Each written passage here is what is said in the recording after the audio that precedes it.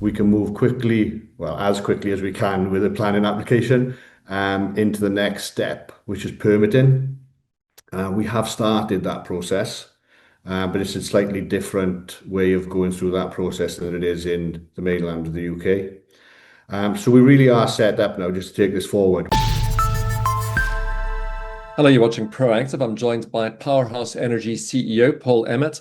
Paul, very good to speak with you. You've secured the site and now submitted planning. Why is Ballymena the right place for Powerhouse's first UK hydrogen project? Thanks for that, Stephen. Yeah, so for me, Balamina has been quite a focus of my energy for the last sort of probably 18 months. I think for our first large project, other than the Protos project has passed, we needed something that was local to us. Northern Ireland was an ideal opportunity. Ballymena has set itself up very well as a hydrogen hub. We've got plenty of feedstock available in the area. There are a number of off-takers available there in addition. And we're in an environment where the councils are supportive, the locals are supportive. The site itself was the old Michelin site, which means there's a significant amount of infrastructure in the area that won't need to be put in for the project.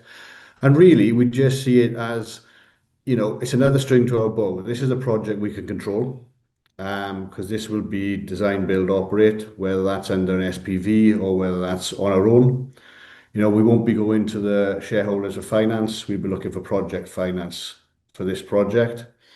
But what it's given us is we've got the Australian opportunity, which is a licensing and royalty opportunity, which at the moment is undergoing financial due diligence, which is helping form what we need really for Ballymena in addition.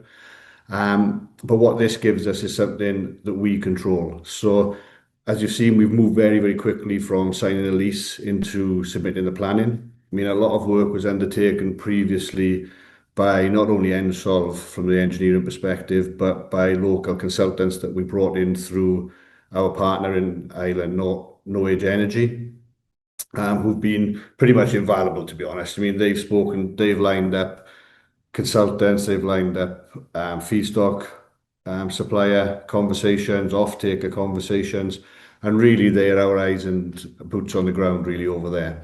But what this really gives Powerhouse is something to follow. We've got the full control now of this. We can move quickly, well, as quickly as we can with a planning application into the next step, which is permitting. We have started that process, but it's a slightly different way of going through that process than it is in the mainland of the UK. So we really are set up now just to take this forward. We're in discussion with feedstock suppliers. We're in discussion with potential hydrogen off-takers.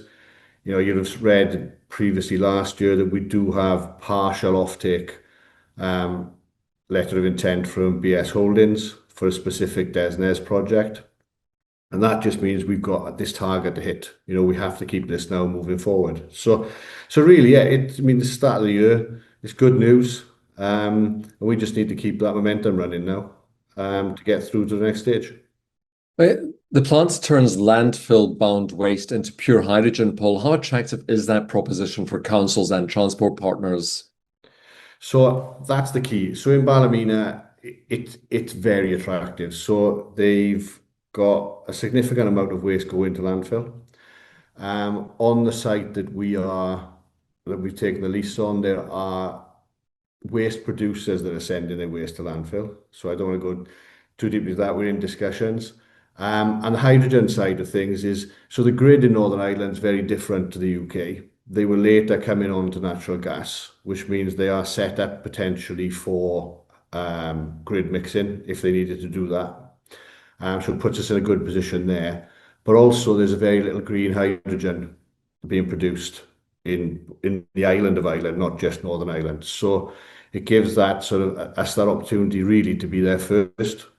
And I think the fact that we have councils in the UK, in mainland UK, sending waste to Northern Ireland, we're certainly not going to run out of waste that we need to take a project forward. Okay, so the key milestones investors should be watching for over the rest of 2026. So the key milestone really is for this particular project will be the first round of responses to the planning application. They will trigger the permit application, and then it's just really we are sort of in the hands of the gods, waiting for the councils to complete the planning, NIEA to complete the permit. But in the interim, we should be signing up the feedstock and offtake agreements. So we'll keep everybody updated as we move along. And really, it's just a positive start to the year. Paul, I hope you'll continue to keep us updated as well. Thank you very much for your time today. Brilliant. Thank you very much. Paul Emmitt, the CEO of Powerhouse Energy.